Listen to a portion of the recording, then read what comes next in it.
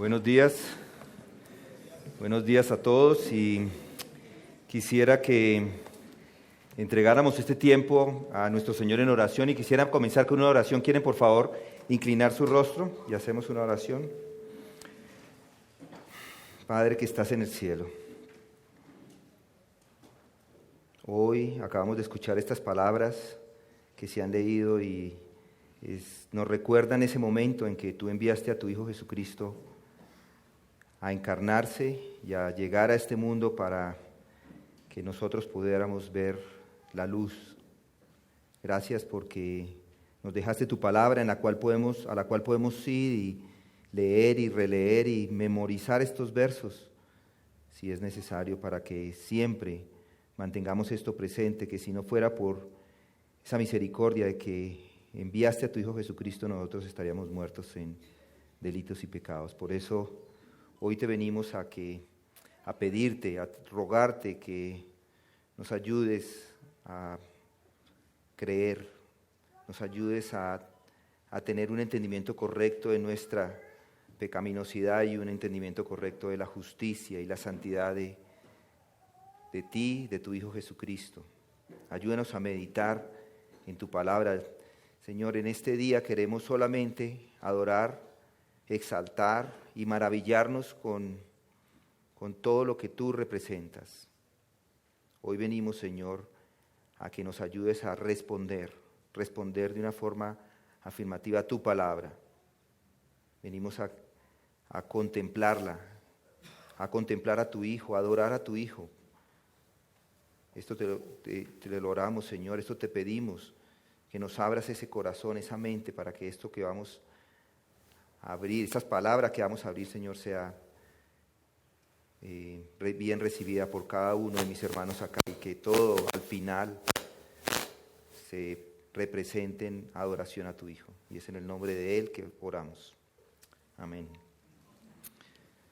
Feliz Navidad. Hoy estamos celebrando la Navidad. Feliz Navidad para todos. ¿Saben lo que la palabra Navidad significa? Probablemente muchos de ustedes ya la conocen. Nativitas, significa en nativitas, en el latín. Y en el latín quiere decir nacimiento, nativitas de natividad, de nacimiento. Entonces hoy estamos diciendo feliz nacimiento, esa es la idea. Eso es lo que significa feliz Navidad.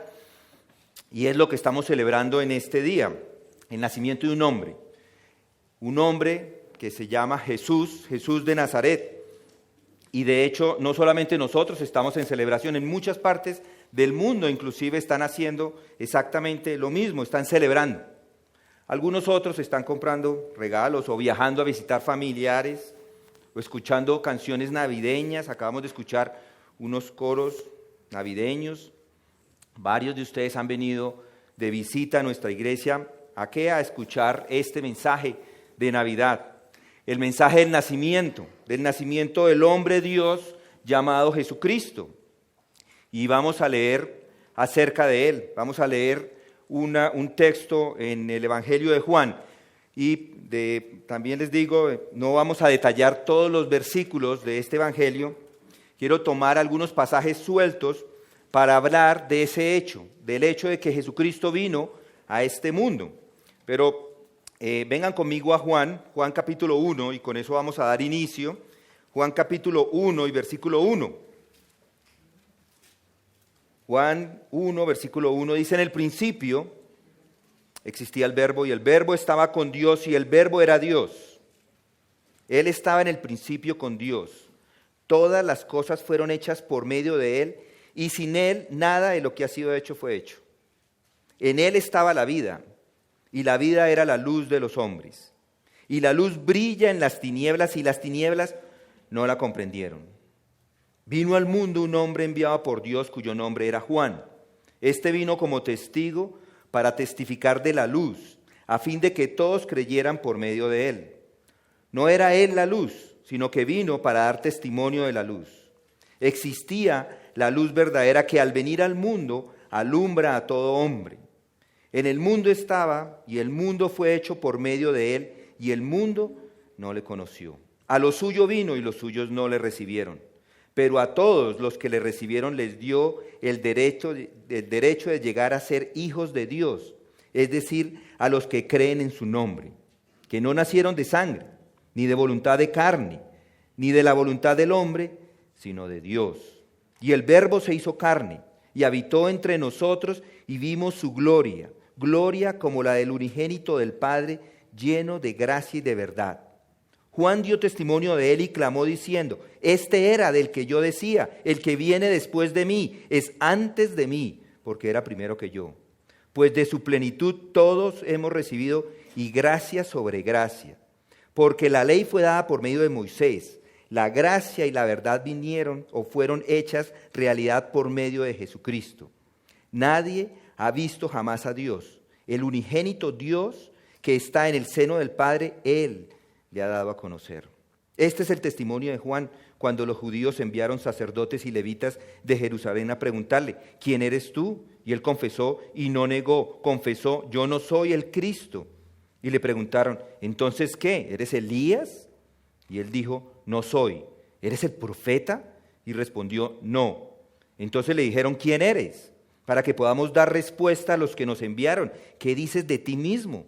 Él dijo: yo soy la voz del que clama en el desierto, enderezar el camino del Señor, como dijo el profeta Isaías. Los que habían sido enviados eran de los fariseos y le preguntaron y le dijeron: entonces, ¿por qué bautizas, si tú no eres el Cristo, ni Elías, ni el profeta? Juan le respondió diciendo: yo bautizo en agua, pero entre vosotros está uno a quien no conocéis. Él es el que viene después de mí, a quien yo no soy digno de desatar la correa de su sandalia. Estas cosas sucedieron en Betania, al otro lado del Jordán, donde estaba Juan bautizando. Al día siguiente vio a Jesús que venía a él y dijo: he aquí el Cordero de Dios que quita el pecado del mundo. Si notan ese versículo, ese último versículo, Él quita el pecado del mundo. Alguno me dirá: ¿de qué pecado me está hablando usted? Bueno, gracias por preguntar. El mundo está lleno de pecado. El mundo está en tinieblas. Y Jesús vino a dar luz al mundo. Vino a dar luz a esas tinieblas. Este mundo está caído, lleno de oscuridad espiritual desde la venida, desde el primer hombre, desde Adán. Desde que el primer hombre cayó, todo el mundo entra a ser parte de esa oscuridad. El pecado desde Adán ha sido transmitido de generación en generación, dejando a la humanidad en una ceguera espiritual. La ceguera espiritual es una herencia. Es una herencia que, así usted no la quiera, la recibe por ser hijos de Adán. No puede decir: no, es que yo no la quiero. No tiene esa opción. Usted y yo hemos nacido con esa herencia. Podemos decir con certeza, con 100% de certeza, de que todos los hombres y mujeres nacen espiritualmente ciegos, nacen espiritualmente muertos, en oscuridades y con pecado, incapaces de ver el mundo, inclusive, o no pueden ver nada en un mundo tampoco, porque el mundo está lleno de oscuridad. Nacen separados de Cristo, ciegos. Y no hay nadie, óigame esto, no hay nadie que no nazca en ese estado espiritual. Es triste, ¿no les parece? Es una situación de tristeza del ser humano. Esa ceguera, esa muerte espiritual trae como consecuencia muchas cosas. Trae como consecuencia sufrimiento. Sufrimiento en este mundo, porque se encuentran en un mundo espiritualmente caído, oscuro. Además, esa oscuridad o esa ceguera produce incredulidad. Es terrible esto. El hombre se encuentra en penumbras. Trae desesperación, trae ignorancia de Dios, trae ignorancia de la Biblia. ¿Sí? Ignorancia. Salomón lo dice en Proverbios 4:19, dice: el camino de los impíos es como las tinieblas. No saben en qué tropiezan. Más adelante lo dice de otra manera, dice: no consideran la senda de la vida, sus senderos son inestables, y no lo saben. Esto es lo de los impíos.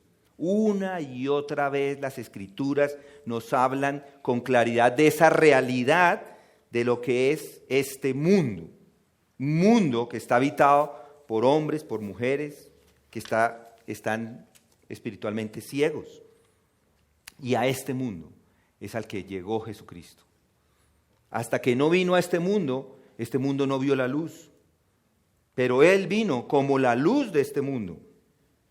Cuando nació Jesucristo, ese día de nacimiento es como la salida del sol sobre el horizonte en las mañanas. Fue un contraste impresionante frente a la oscuridad que este mundo tenía. Él vino a este mundo a rociar este mundo con la luz del conocimiento de Dios y con la salvación, que es más importante. Una salvación que brilla en este mundo oscuro y trae luz y provee el perdón para todas las personas. Esa es la mejor de las noticias. Es la mejor de las noticias que usted va a escuchar este año, probablemente para aquellos que no han escuchado el Evangelio antes.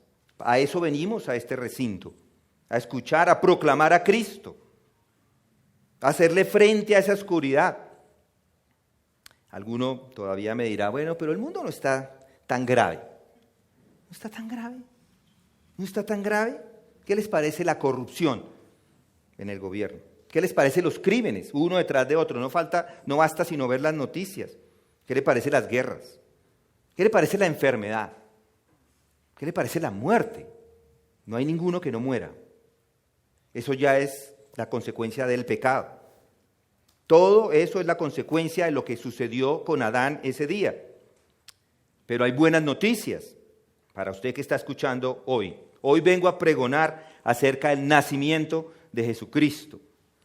De hecho, no tendría sentido ni siquiera que me parara acá si no hablara de Cristo. No tendría sentido. Y yo creo que desde su perspectiva no tendría sentido escuchar si yo no les hablara de Cristo. Pero hoy, que vamos a hablar de Cristo, su responsabilidad está en escuchar las Escrituras, escuchar lo que vamos a hablar y aplicarlo a sus vidas. Hoy quisiera que pensara profundamente en su situación espiritual, en su espíritu, en su alma. Hoy quisiera que escuchara este mensaje y que lo aceptara. Quisiera que lo interiorizara y lo creyera. Y no solamente que lo crea, que se someta a Él. Se someta a Él porque les digo que escucharlo no es suficiente. No basta con escucharlo. Jesús dice en Mateo, muchos me dirán en aquel día, Señor, Señor, no profetizamos en tu nombre y en tu nombre echamos fuera de nombre y en tu nombre hicimos muchos milagros. Y entonces les declararé, jamás os conocí, apartados de mí, los que practicáis inequidad. En el día de la muerte esas personas van a ser separadas, porque no basta simplemente con escuchar. Hoy quisiera que quedara grabado esto en sus corazones. Poneos a prueba para ver si estáis en la fe. Examinaos a vosotros mismos, o no os conocéis a vosotros mismos que Jesucristo está en vosotros, a menos que en verdad no paséis la prueba, dice Pablo en 2 Corintios 13:5. Espero que durante esta hora, un poco menos, usted evalúe el hoy, evalúe la eternidad, que evalúe las implicaciones que esto tiene, porque tiene implicaciones eternas el hecho de aceptar o no aceptar el mensaje. Esta es una oportunidad para muchos de ustedes que va a ser la única oportunidad de este año. Ya la otra semana se va a acabar.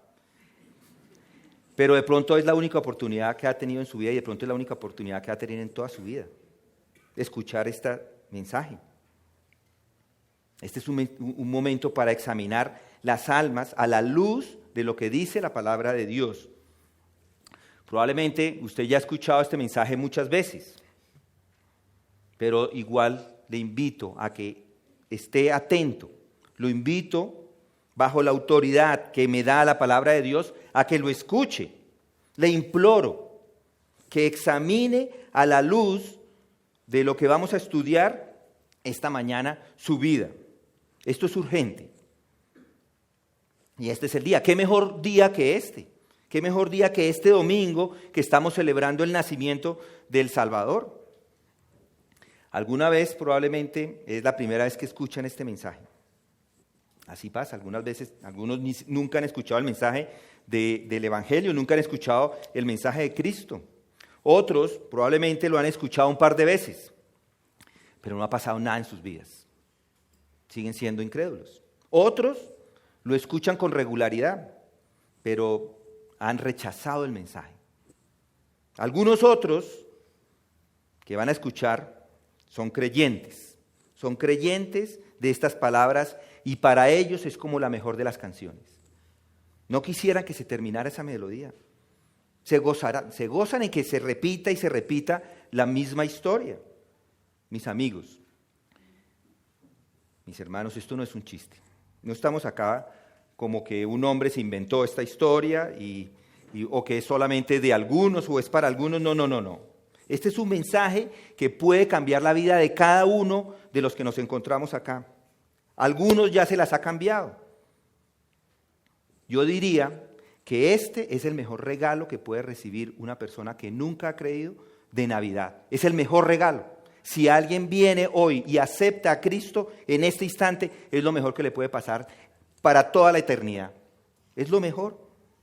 Mis amigos y hermanos,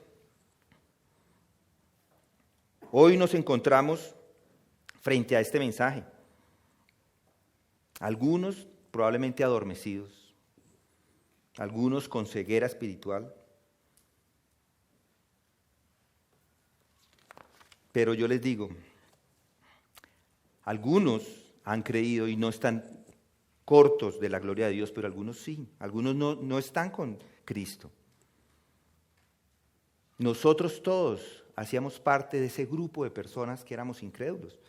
No teníamos el carácter moral de Dios, amábamos las cosas de este mundo, hacíamos y pensábamos como este mundo piensa, todos estábamos apartados de la gloria de Dios, pero al leer las Escrituras y al darnos cuenta que no es un chiste, sino que es algo serio, cambiamos.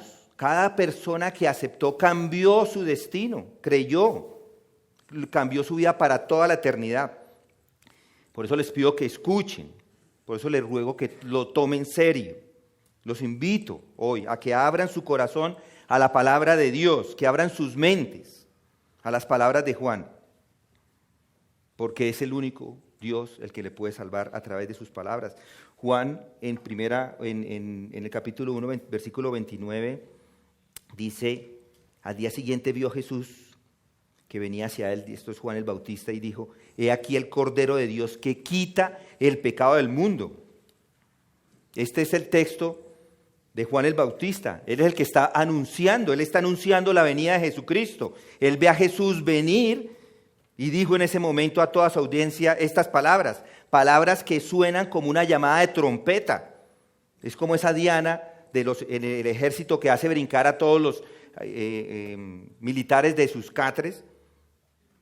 He aquí el Cordero de Dios que quita el pecado del mundo.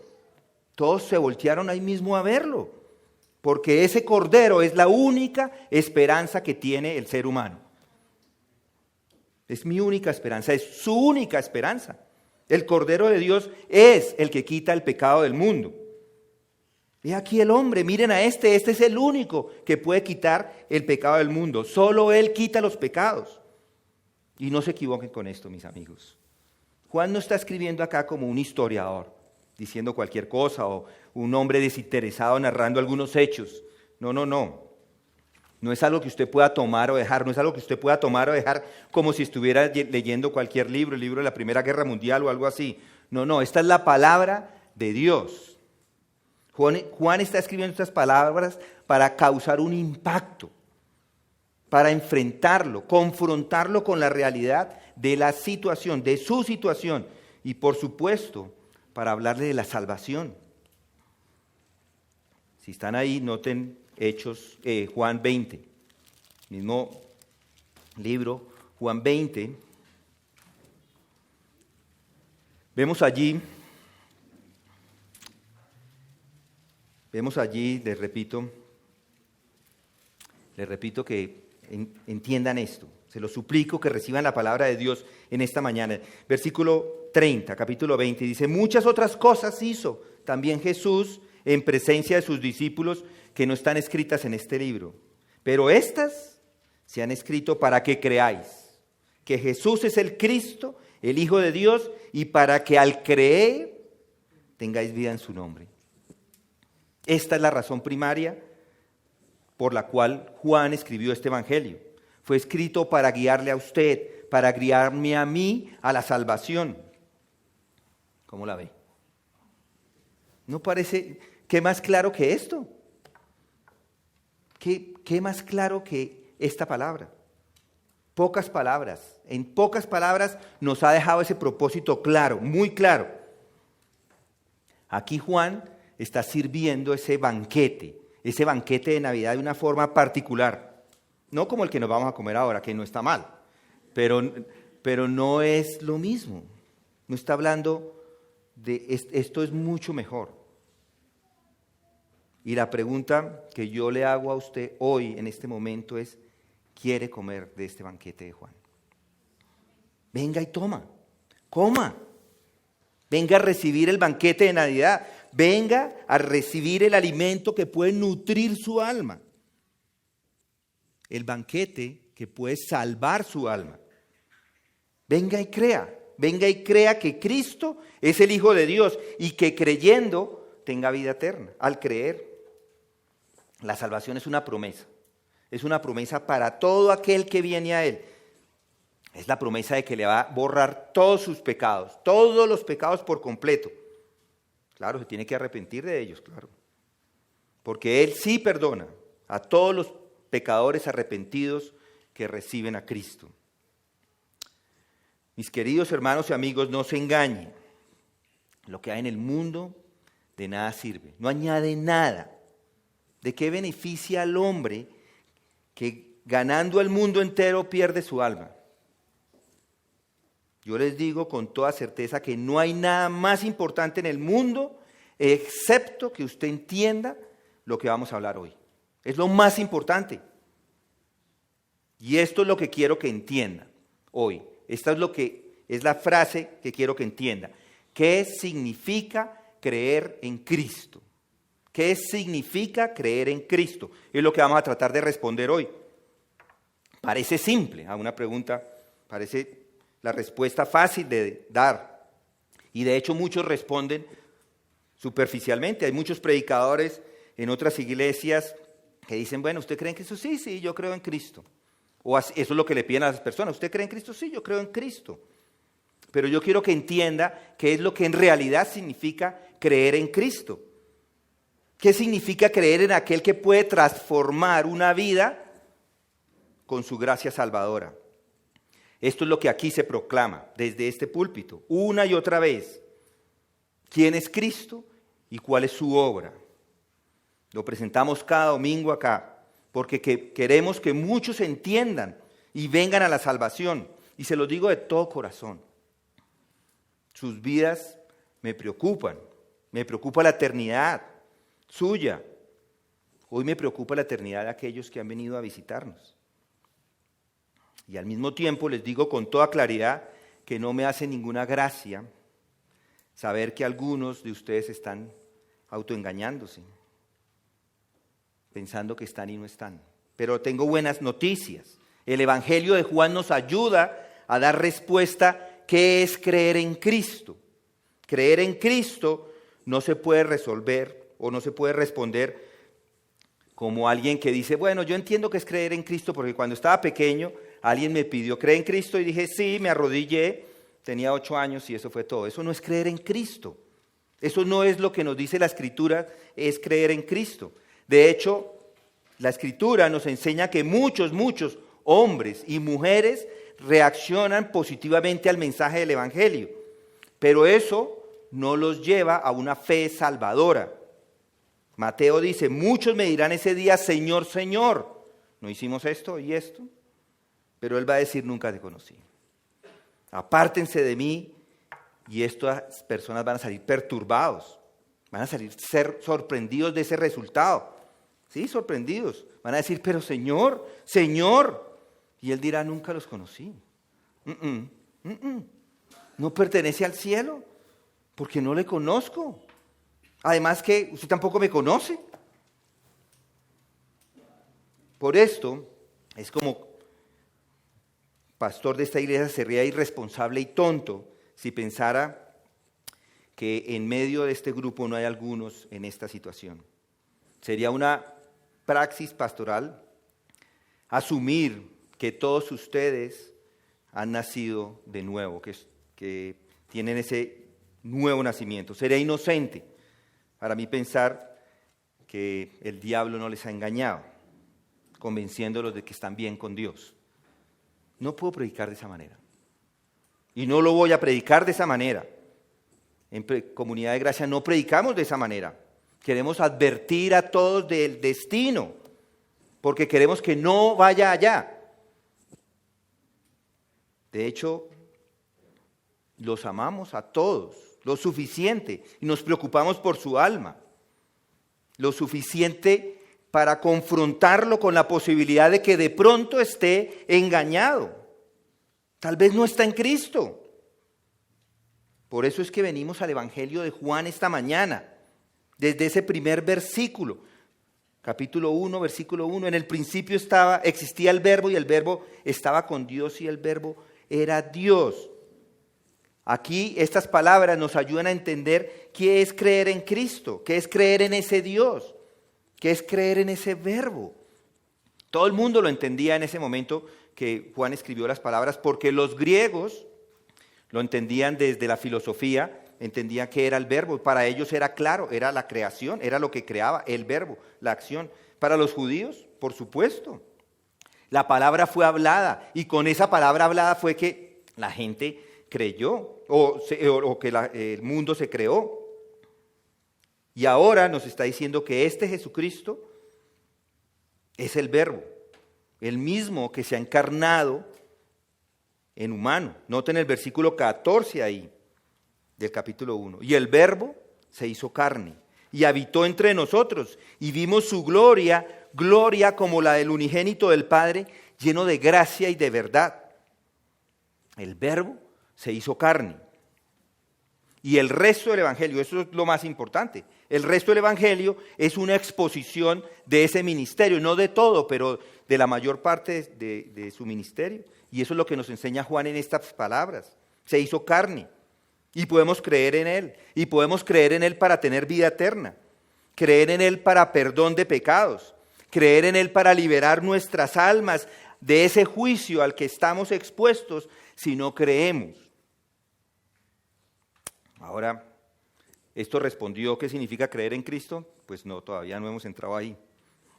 Juan, en medio de estos versículos, miren el versículo 12, dice otras cosas. Dice, pero a todos los que recibieron o los que le recibieron, les dio el derecho de llegar a ser hijos de Dios, es decir, a los que creen en su nombre. Todos los que le recibieron, todos los que creían en su nombre. Y luego el 13 dice, estos no nacieron de carne, ni de voluntad de carne, ni de voluntad de hombre, sino de Dios. Estas palabras nos están enseñando que de alguna manera, no sabemos exactamente cómo, Dios da luz a los verdaderos creyentes. De alguna forma, creer en Cristo es recibirle. Esa es la idea, recibirle. Y eso es lo que queremos hoy enfocarnos en esa palabra, en recibirle. Y al leer este evangelio y los otros evangelios, vemos que Jesucristo hizo muchas cosas, milagros, señales, milagros poderosos que lo autenticaban como el Hijo de Dios. Jesús convirtió, por ejemplo, el agua en vino, sanó a los enfermos, sanó a los cojos, alimentó a 5,000 personas con un solo poco de pan o con pocos panes y un par de pescados, 5,000 hombres. ¿Quién es este Jesús? Caminó sobre el agua, levantó a los muertos. Todo lo que las Escrituras nos dicen acerca de Él fue verificado. Esto no es un chiste, esto no es una historia. Y nadie puede negar lo que sucedió cuando Él estuvo en su vida terrenal. De esto no hay duda, no hay duda. Y Juan, en su Evangelio, nos dice que este es el Hijo del mismo Dios. Dios en carne humana. Y además dice que es el único que puede salvar a las personas. Y ahora les digo algo para que se aterren. Hoy usted puede creer esto, todo lo que acabo de decir acerca de Jesús, y todavía no tener vida eterna, no ser salvo. Usted podría afirmar estas declaraciones que acabo de hacer y todavía seguir fuera del reino de Dios. Podría creerlo todo, podría recibir, afirmar y decir amén, amén al predicador. Podría afirmarlo todo y aún, después de esto, no estar con Cristo. Lo que tenemos que resolver es qué es la fe salvadora. ¿Cuál es la creencia en Cristo que salva? ¿Y qué significa recibirlo? Entonces vamos a dividir esto en 3 aspectos y estos son: recibir a Cristo, creer en Cristo significa recibir una nueva vida, recibir una nueva ley y recibir un nuevo Señor. Una nueva vida, una nueva ley y un nuevo Señor. La Escritura lo deja muy claro y eso es donde vamos a enfocar el resto de nuestro tiempo. Nueva vida. Vamos al punto número 1. Mis amigos y hermanos, la fe salvadora en Cristo es más que la aprobación intelectual de quién es Jesús. No trivialice la majestad de Dios pensando que Él necesita de su aprobación. De ninguna manera, Él es un sujeto que necesita de su bendición. Eso es una aversión del orden divino. Miren Juan 3, vamos a Juan 3, verá por qué le digo esto. Juan 3, versículo 1, dice, había un hombre de los fariseos llamado Nicodemo, prominente entre los judíos. Este vino a Jesús de noche y le dijo, Rabí, sabemos que has venido de Dios como maestro porque nadie puede hacer las señales que tú haces si Dios no está con él. Noten esa declaración.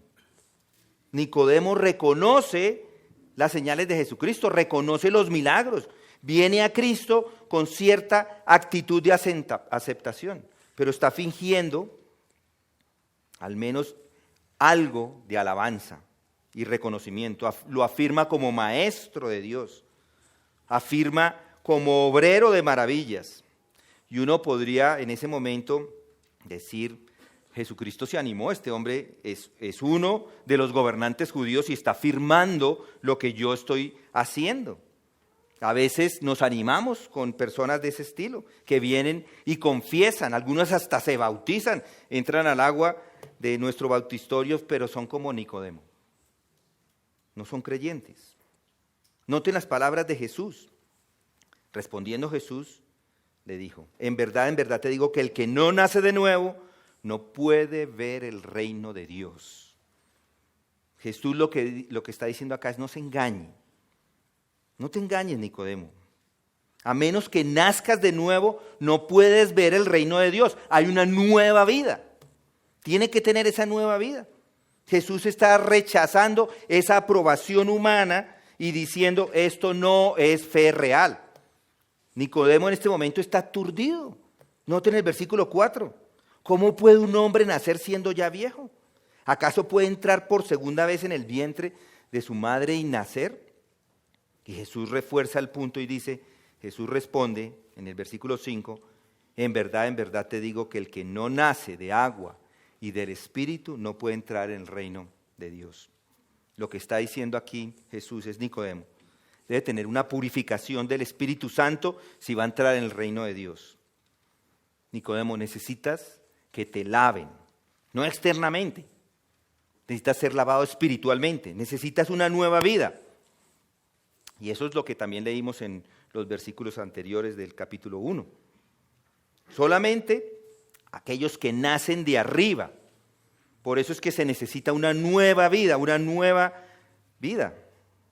Y sin ella no entrará en el reino de los cielos. Necesita una nueva vida, Nicodemo le está diciendo. Yo les digo que también todos ustedes, todos nosotros aquí en la 118 con autopista, el 22 de diciembre de 2019, necesitamos una nueva vida. Debe venir a Cristo. Debe venir a Cristo como alguien que reconoce que está muerto y que necesita una nueva vida espiritual. Si hay algún orgullo, como que usted merece, déjeme decirle que no ha nacido de nuevo. Si usted cree que lo merece, no ha nacido de nuevo. No importa lo que afirme acerca de Jesús. La verdad es que venimos a Él cuando decimos, Padre, no tengo nada que ofrecerte, sálvame. Dame de tu misericordia. Dame de lo que tú has prometido acá. Porque estoy muerto. Estoy muerto en mis delitos y pecados, incapaz de salvarme a mí mismo. Pero la tendencia del hombre es otra. Alguien que está muerto en delitos y pecados cree, dice, bueno, yo no soy tan malo, hay otros más malos que yo, ¿no es cierto? No estoy completamente muerto. Y puede que algunos de ustedes estén pensándolo de esa forma. Pensando que, bueno, yo estoy acá en domingo, el 22 de diciembre, porque necesito un impulso espiritual y nosotros nos la llevamos bien con Jesucristo, Dios es mi copiloto y vamos más o menos ahí bien. No. Hay un nuevo nacimiento, hay una regeneración, hay un cambio, una transformación completa del ser. Dios, debe impartir vida humana para que nazca de nuevo. Entonces, lo que yo debo hacer es examinarme a la luz de la palabra. Todos debemos examinarnos, todos ustedes, jóvenes, ancianos, seamos rectos o no. O debemos sí ser honestos con nosotros mismos. Yo le hago la pregunta, ¿ha venido a Cristo? ¿Ha venido a Cristo como alguien que está completamente muerto, que reconoce ese peso en usted, muerto en sus pecados? Si se ha dado cuenta que no tiene ningún mérito en usted, puede venir a Él, puede ser salvo. De otra forma, no. Es de la única forma que llegamos a Cristo, reconociendo que somos unos pecadores, pidiéndole a Él vida y diciéndole, no tengo nada que ofrecerte. El otro día en casa se me cayó un vaso de vidrio al piso y quedó roto en 1000 pedazos. Así debe ser la imagen de nuestro orgullo, rota en 1000 pedazos, y de esa forma es que nos acercamos a Cristo. No hay méritos en usted, no merece nada para la salvación. Lo que debe reconocer que necesita nacer de nuevo, debe destrozar ese orgullo hasta que no lo destroce, hasta que no haya nada por lo que jactarse, no va a ser recibido. Excepto, dice Pablo en Gálatas, excepto que en la cruz de Cristo me jactaré, no en nada más. No hay de nada que jactarse en la salvación. Entonces ahora le pregunto, ¿ha venido a Cristo de esa manera?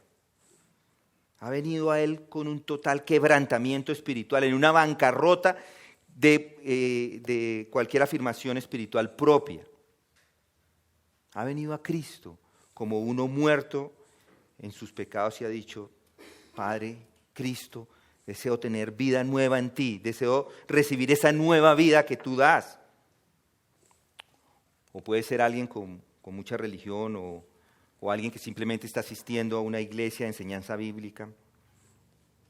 No se engañe, no hay diferencia. No pierda la distinción porque el destino eterno está en ese hilo fino dependiendo de cómo responde a la palabra de Dios y al Evangelio. Recibir a Cristo requiere recibir una vida nueva. Y una vida nueva se recibe cuando está dispuesto a confesar abiertamente y sin reservas que es alguien muerto en pecado. Mis amigos, hay mucha gente que quiere decir en estos tiempos especialmente buenas cosas acerca de Jesús, pero no dicen cosas malas acerca de ellos. Eso es orgullo. Algún tipo de crédito para ellos mismos, pero no es así como funciona. No puede tener orgullo y al mismo tiempo tener a Cristo. Son dos cosas diferentes. Entonces, ¿qué va a hacer? Cristo, se los digo, no necesita hombres orgullosos para halagarlo. De hecho, los rechaza. Entonces mi pregunta otra vez es, ¿ha creído en Cristo como alguien que necesita una nueva vida? No me responda. Responda hacia usted mismo. El segundo punto o el segundo lugar, recibirlo significa recibir una nueva ley. ¿Qué es lo que quiero decir con esto? Piensen en una nueva ley, ¿qué reglas? O pensando en una nueva ley, ¿qué reglas piensan? ¿Quién es el que determina las reglas? ¿O qué es lo que determina qué es verdad? ¿Qué le puede ayudar a usted a determinar qué es falso y qué es verdadero? ¿O cuál es el estándar? ¿Cuál es el estándar de autoridad y cómo puede definir su visión del mundo y su visión de usted mismo? La verdadera fe. La verdadera fe salvadora recibe a Cristo y recibe su palabra. Recibe su palabra como la autoridad de todas las cosas. Y alguien que no esté dispuesto a someterse completamente a esa autoridad no tiene ninguna razón para pensar que es un verdadero cristiano.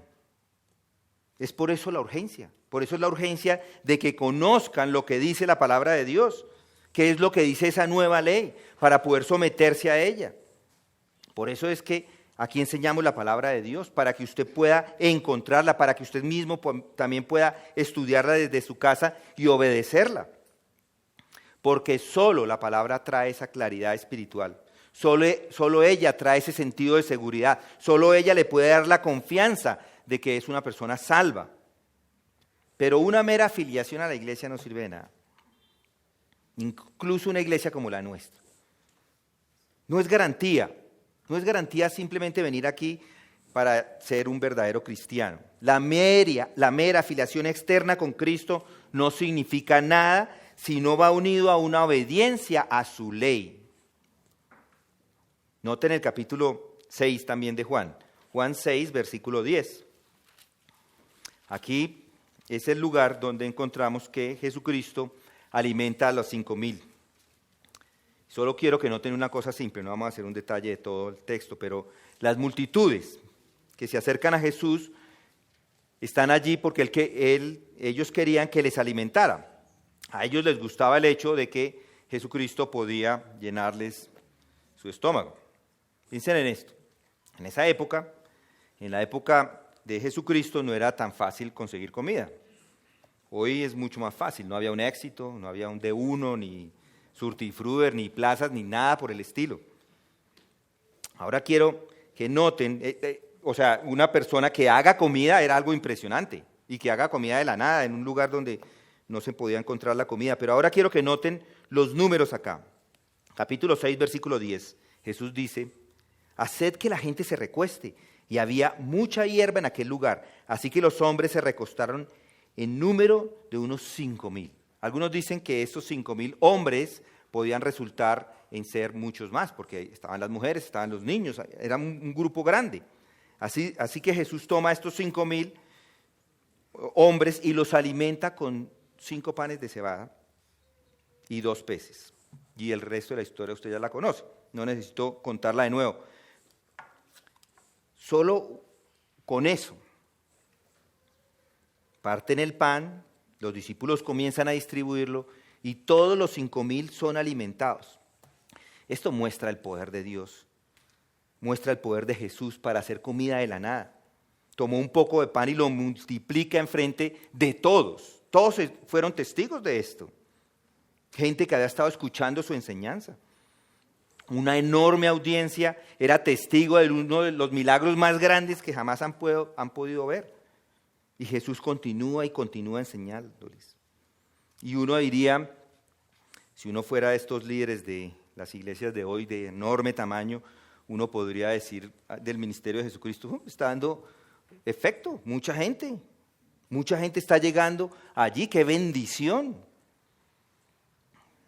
Deben ser, esto es como un reavivamiento.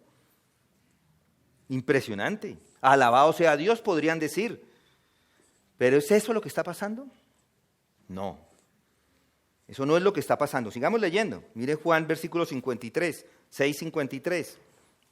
Y aquí encontramos la nueva ley. Esta es la nueva ley a recibir a Cristo como autoridad absoluta. Entonces Jesús le dijo: en verdad os digo, si no coméis la carne del Hijo del Hombre y bebéis su sangre, no tenéis vida en vosotros. ¿Lo ven? La vida está en Él, en su palabra, en su autoridad. Y esto es muy importante entender. Tenemos la palabra de Dios, la tenemos delante de nosotros. Y miren el versículo 54. El que come mi carne y bebe mi sangre tiene vida eterna y yo lo resucitaré en el día final. En otras palabras, el que me interiorice, lo levantaré en el último día. Mi carne es comida verdadera, mi sangre es verdadera bebida. El que come mi carne y bebe mi sangre, permanece en mí y yo en él. Miren el versículo 58. Este es el pan que descendió del cielo, no como el que vuestros padres comieron y murieron. El que come este pan vivirá para siempre. Estas cosas las dijo mientras enseñaba en Capernaum. Miren el versículo 60. Por eso muchos, oigan ahí, noten ahí, muchos de sus discípulos cuando oyeron esto dijeron, dura es esta declaración, ¿quién puede escucharla? Por lo tanto, noten lo que pasó, o por eso noten lo que pasa. De esa gran multitud, muchos eran discípulos. Y como un punto aparte, discípulos o el significado de discípulos es simplemente una persona que aprende. No necesariamente por ser discípulos son convertidos. Es simplemente una afirmación de alguien que aprende. De hecho, vemos más adelante que estos discípulos ni siquiera se convirtieron. Muchos de sus discípulos cuando oyeron esto dijeron, esta es una declaración difícil, ¿quién puede entenderla? Ellos se oponían a la palabra de Cristo. Pónganse en los pies de estas personas. ¿Se imagina tener a Jesucristo delante suyo y decir estas palabras? No creo que yo pueda aceptar esto. Noten el 61. Pero Jesús, sabiendo en su interior que sus discípulos murmuraban por esto, les dijo, ¿esto os escandaliza? Pues ¿qué si vieras al Hijo del Hombre ascender a donde antes estaba? Versículo 63. El Espíritu es el que da vida, la carne para nada aprovecha. Las palabras que yo os he hablado son espíritu y son vida. Noten cómo está poniendo el énfasis ahí en las palabras. Noten el versículo 64. Pero hay algunos de vosotros que no creéis. ¿Qué?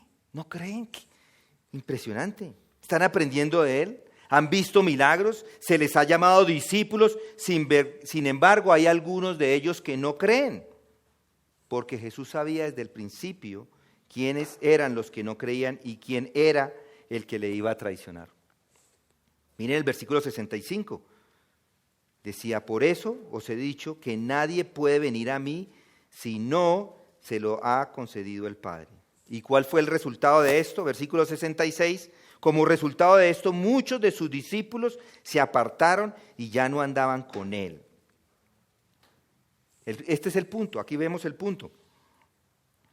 Todas estas personas eran verdaderos discípulos de Jesucristo, auténticos seguidores de él, pero la realidad con ellos era diferente. Parecía que eran, pero no lo eran. Cuando Cristo les enseñó estas cosas, se fueron. No querían tener nada que ver con lo que Jesucristo les estaba enseñando. No lo aceptaron. Y piénselo de esta manera, y es muy importante. Uno debe examinarse a la luz de lo que estoy a punto de decir. Gracias. Siguieron a Cristo solo mientras dijeron cosas con las que estaban de acuerdo. Cuando Cristo habló y dijo cosas que ya no les gustaban, que ya no estaban de acuerdo, dijeron, hasta aquí llegó mi tiempo, me voy de acá. Ya está. No me gusta esa palabra.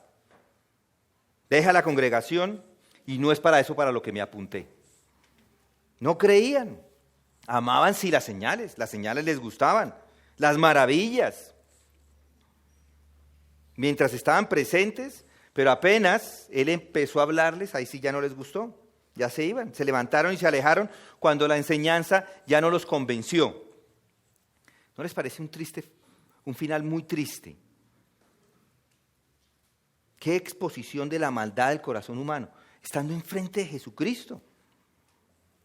¿Ven algún paralelo en las iglesias modernas? Con movimientos de sanaciones, con los dones carismáticos. Ellos dicen, Señor, tomaré todas las señales y maravillas. Y aclaro que estas señales no es que sean verdaderas, pero Señor, tomaré todo lo que me puedas dar, pero me reservaré lo que yo creo que no debes estar allí. Voy a aceptar solamente lo que a mí me parece. Lo que no, pues no lo acepto. Me gusta una partecita del cristianismo, pero no todo. Estos son los que cuando escuchan la palabra de Dios y se les presiona un poco, se van. ¿Saben cuál es la marca de un verdadero creyente? El que permanece. Si no, es la marca de que nunca hubo salvación. Ni siquiera para empezar tenía la salvación. Su asociación externa con Cristo era simplemente momentánea. Por un momento en su vida yo creí, pero no era una salvación real. No se convirtió realmente. Y esa falsa condición de su alma será expuesta el día del juicio final. Y entonces dirán, pero Señor, ¿por qué me llamas Señor? Va a decir él. ¿En qué sentido era yo Señor? Le van a preguntar. ¿Por qué me llamas Señor, Señor y no haces lo que digo? Dijo Jesús. ¿Para qué esta farsa? ¿Por qué este insulto a mi santa autoridad? ¿Por qué? Si notan, la verdadera salvación se reconoce por el hecho de que recibe la palabra de Dios. ¿Cuál es la palabra de Dios? Los 66 libros de la Biblia. El hombre que ha sido salvo es reconocido por el hecho de que recibe la palabra de Cristo y se pone bajo su autoridad, sin condiciones. Un verdadero cristiano es aquel que reconoce, que somete sus pensamientos, su comprensión, todo a la palabra de Dios. El que se somete a la verdad, que tiene una comprensión correcta acerca del pecado, acerca de la santidad, acerca del carácter de Dios, que está reflejado en la palabra de Dios. Y todo lo que contradiga la palabra de Dios lo va a rechazar. Si tiene hoy, alguno de ustedes podría tener una posición diferente a la palabra de Dios. Si usted es creyente, la va a ajustar a la palabra de Dios. Pedro en el capítulo 6, versículo 67 dice, y que quiero que vean esto con claridad, y este es el propósito de la palabra de Dios, la palabra de Cristo, siendo recibida como ley, recibiéndola como esa autoridad final para su alma. Entonces dijo a los 12, ¿acaso queréis vosotros iros también? Le dice Jesucristo. Simón Pedro le responde, Señor, ¿a quién iremos? Tú tienes palabras de vida eterna y nosotros hemos creído y conocido que tú eres el Santo de Dios. Piensen en ese momento. Todo el mundo podría de pronto en ese instante caber en el Movistar Arena. Todos estaban allá metidos. Pero habla Jesucristo y ¿qué sucede? No quedan sino un grupito aquí que cabe en esta tarima. Todo el mundo se va. Pedro, sin embargo, muestra que es un verdadero discípulo cuando dice, Señor, no hay otro lugar a donde pueda ir. Estoy en tu palabra. ¿A dónde más iría? ¿A dónde más? Es ese reconocimiento de la autoridad de Cristo y de su sumisión absoluta a su palabra. Los verdaderos discípulos continúan en su palabra.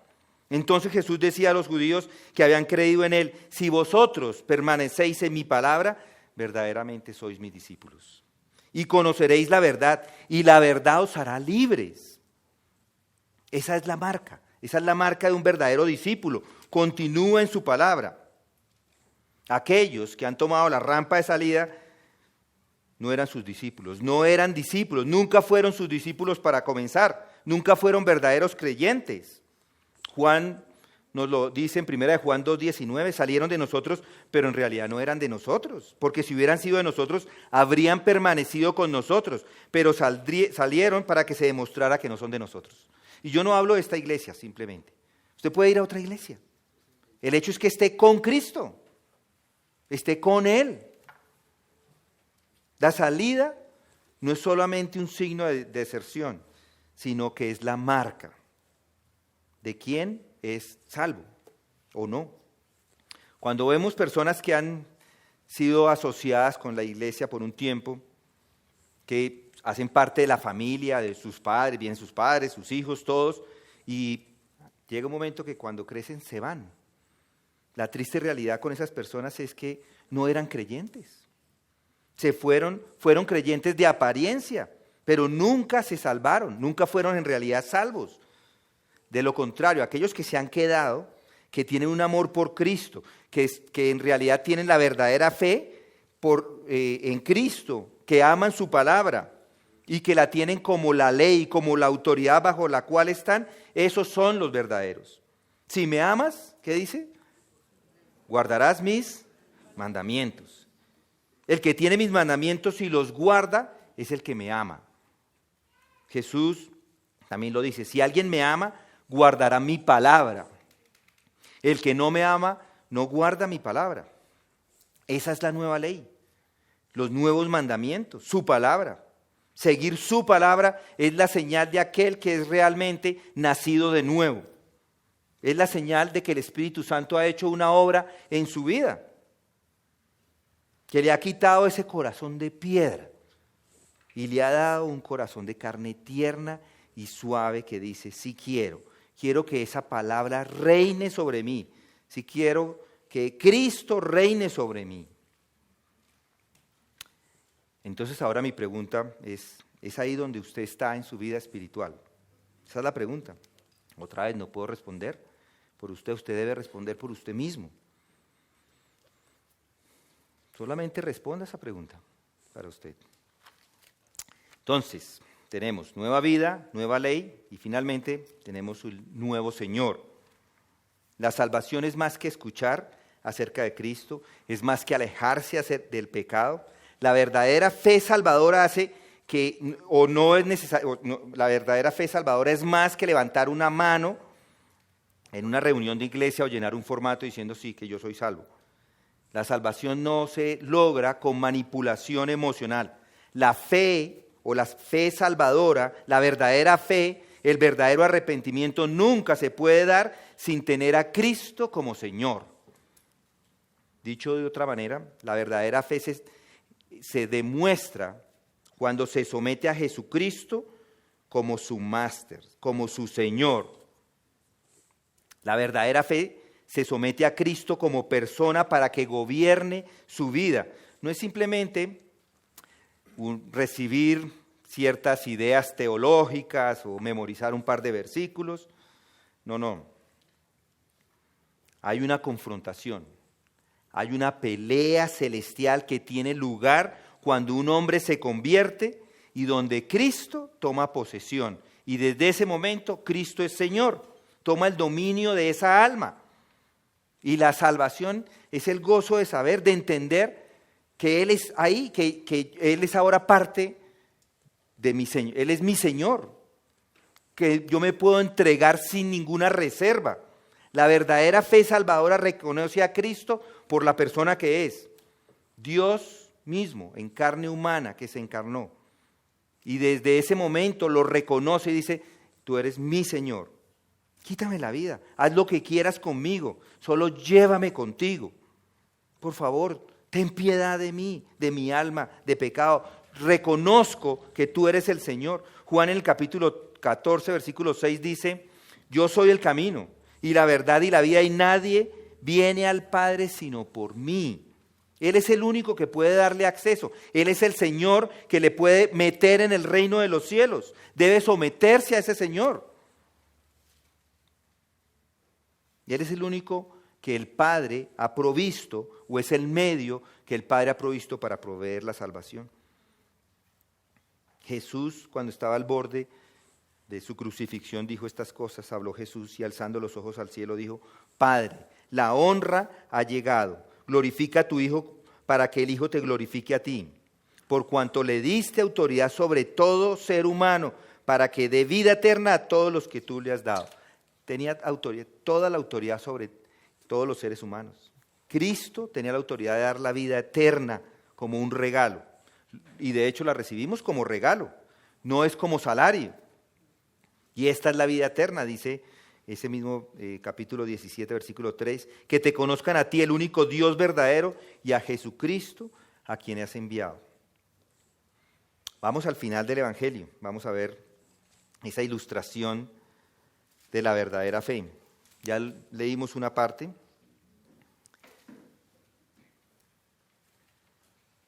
Este libro fue escrito para que usted creyera que Jesús es el Cristo, el Hijo de Dios, y que creyendo tenga vida eterna en su nombre. Todo lo que se ha escrito, las enseñanzas de Cristo, las señales de Cristo, todo lo que está diseñado es para que por medio de esa fuerza divina, todo el ser de una persona se convierta a Cristo. Y eso es lo que nos está dando el Evangelio de Juan. Entonces mi pregunta hoy es, ¿quiere someterse al señorío de Cristo? ¿Recuerdan a Tomás? ¿Recuerdan a Tomás? Juan 20, versículo 24. Tomás, uno de los 12, llamado el Dídimo, no estaba con ellos cuando Jesús vino. Entonces los otros discípulos le decían, hemos visto al Señor. Pero él les dijo, si no veo en sus manos la señal de los clavos y meto el dedo en el lugar de los clavos y pongo la mano en su costado, no creeré, dijo él. Esa no creeré es enfática, es una declaración, a menos que vea esto, de ninguna manera voy a creer. Es como si estuviera diciendo, yo no creo hasta que no lo veo, así es. 8 días después sus discípulos estaban otra vez dentro y Tomás con ellos, y estando las puertas cerradas, Jesús vino y se puso en medio de ellos y dijo, paz a vosotros. Luego dijo a Tomás, acerca aquí tu dedo y mira mis manos, extiende aquí tu mano y métela en mí. Entonces le dijo Tomás, pero me encanta mucho la forma como el Señor se dirige a nosotros cuando nos salva, dice Tomás, lo llama por nombre. Tomás responde, Señor mío y Dios mío. Señor mío y Dios mío. En otras palabras, mi supremo, mi maestro, mi rey. A ti inclino toda mi lealtad. A ti te dedico mi afecto irrevocable. Solo a ti, no hay otro aparte de ti. Mi Señor y mi Dios. Y esto es una confesión justa. Estas cosas fueron escritas para que creas. Esto es lo que sucede después de estas palabras. A través de la maravilla y la inspiración de las Escrituras, este Evangelio nos lleva de frente a Cristo. Entonces le pregunto a usted, ¿qué hace con eso? Tomás dijo, Señor, tú eres mi Señor y mi Dios. Cristo hoy le ofrece el perdón incondicional, completo por su pecado. Le ofrece el regalo de la vida eterna. Ese es el regalo de Navidad. Pero a usted no le deja la opción para determinar los términos de este compromiso. No le da la opción de determinar, yo quiero un pedacito, pero no el resto. Alguno puede decir, es mi maestro, lo seguiré siempre y cuando se adapte a lo que yo quiero que él sea. Pero que no me moleste con tanta teología. Oigan esto, el hombre, la mujer, el niño que trata de tener a Cristo y sin embargo tenerlo a la distancia, no como Señor, Él no es Señor para él, para nada, no es su Señor. No puede tener parte allí, no puede tener un pedacito de su vida reservada para usted. Si tiene así, es posible que no sea salvo. Si está rechazando conscientemente el señorío de Cristo en su vida, no es cristiano. Porque la verdadera fe salvadora lo recibe como Señor y Dios. Y ese es el término del compromiso. Lo debe recibir así. Nueva vida, nueva ley, nuevo Señor. Jesucristo nos confronta. Jesucristo le confronta. Con una confrontación total a todo lo que usted es, a todo lo que usted hace. Jesús dice, de forma amable, seré amable contigo. Arrodíllate, dobla tu rodilla a Jesucristo, debes recibirlo como Señor y Dios. Después de todo lo que hemos escuchado, ¿cuál es su veredicto? Si usted es cristiano, se puede alegrar, por supuesto. Puede identificarse con lo que hemos hablado, porque es su realidad espiritual. Ha nacido de nuevo, ama la palabra de Dios y se somete al señorío de Cristo. Es para gozarse, Él es el Salvador y hoy estamos celebrando eso. Todo el mensaje que hemos hablado hoy describe simplemente lo que Dios ha hecho en su vida. Y es como una canción, hoy estamos gozosos, vamos a cantarla. Dele gracias a Cristo hoy. Pero si no es creyente, ¿qué entonces? De pronto usted quiere mantener los deseos por el mundo, mantener su pecado, mantener su autonomía. Puede que de pronto Dios le haya dado miles de bendiciones hasta el día de hoy en su vida, pero yo les digo, esas bendiciones que también son dadas por Dios, simplemente por recibirlas es un intercambio muy tonto, es un intercambio terriblemente barato para lo que es en realidad la vida eterna. Aquí no hay opción, aquí no hay una alternativa. O Él es Señor y Dios o no tiene a Cristo para nada. Recíbalo ahora, mis hermanos, aquellos que lo han recibido para que tenga vida eterna. Jesús se las está ofreciendo en este día. No se vaya, doble sus rodillas hoy y reciba la bendición de la salvación. No deje pasar ni un minuto, porque no sabe si lo va a tener. Vamos a orar. Padre Santo, gracias por la nueva vida, la nueva ley y el nuevo Señor. Gracias, Señor, a aquellos que hemos recibido una nueva vida, una nueva ley y a Cristo como Señor. Estábamos muertos en pecados. Tú nos hiciste o nos diste vida en Cristo. Teníamos todos nuestros pensamientos en las cosas del mundo, pero ahora, Padre, nos sometemos a tu palabra y te pedimos que tomes cada pensamiento cautivo a la obediencia de Cristo.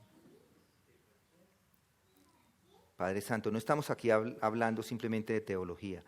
No se trata simplemente de memorizar un par de versículos, que sería nada en comparación a lo que tú en realidad nos estás explicando en estas palabras.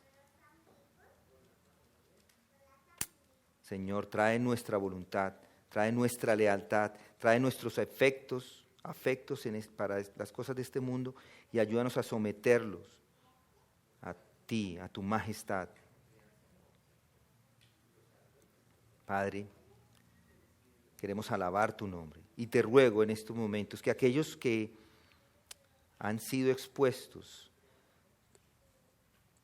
o que son falsos discípulos o expuestos a falsos maestros, no importa cuánto tiempo hayan estado en la iglesia, Señor, yo te pido que les humilles, que les muestres tu majestad soberana para que puedan recibir esa nueva vida, para que confiesen